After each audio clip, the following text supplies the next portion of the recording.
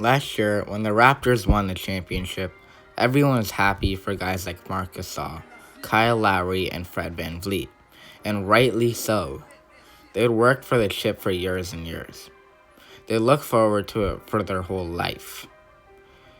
They went through all those down years, and they worked so hard. And they finally got the ring. But there's another guy that won a significant championship. And this guy's Jeremy Lin. Yeah, been a while since you heard that name, huh? Well, I want to tell you what. Okay, I know what you're thinking. I watched so many videos on how Jeremy Lin is such a hard worker, blah blah blah. I don't want to watch another one.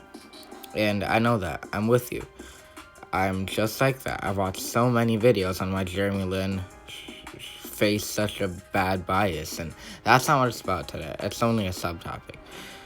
I don't think I have anything else to say, so intro, please.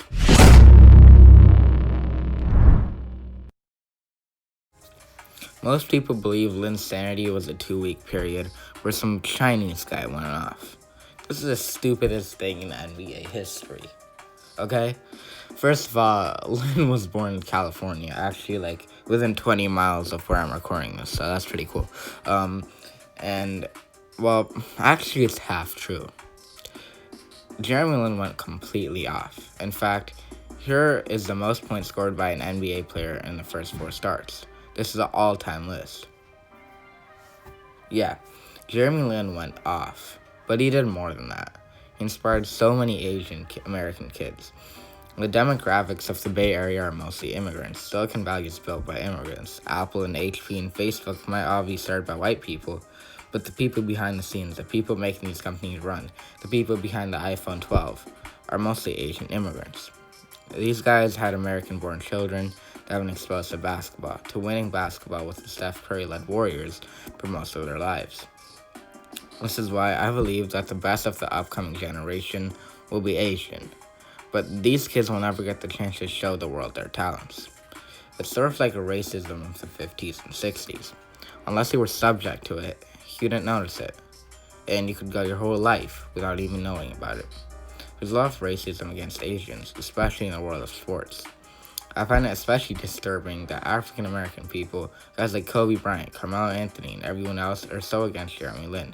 Their people are still subject to racism, and they should realize that's what happened to Jeremy Lin.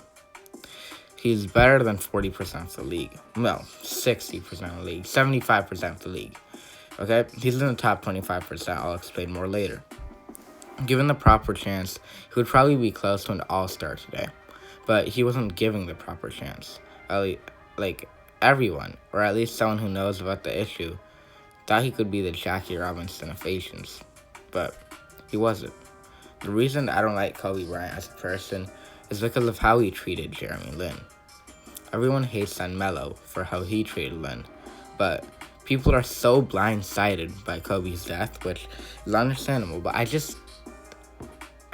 Kobe really wanted him to fail, and people don't realize this. People, like, when something like this happens, something tragic like a death like Kobe's, people tend to forget the downsides of the person's life.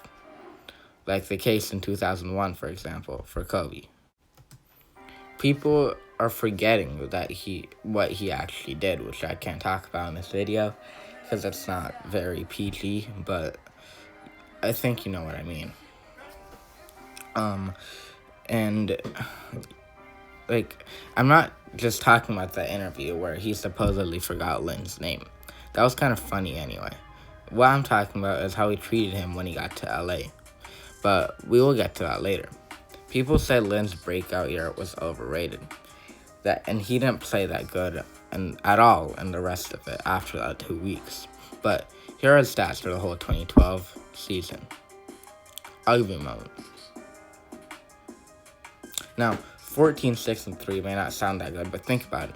When the Raptors won the chip in 2019, Kyle Lowry averaged 14-8-4, and he had Kawhi Leonard to get assists off of.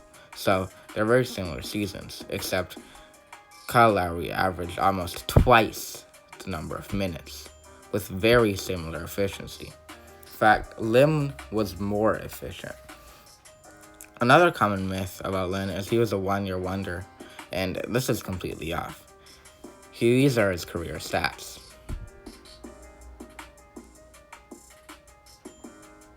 You can pause it, but I'm going to move on. This is not like the top half of average points per game numbers, but he's in the top 25%. And this is his career stats.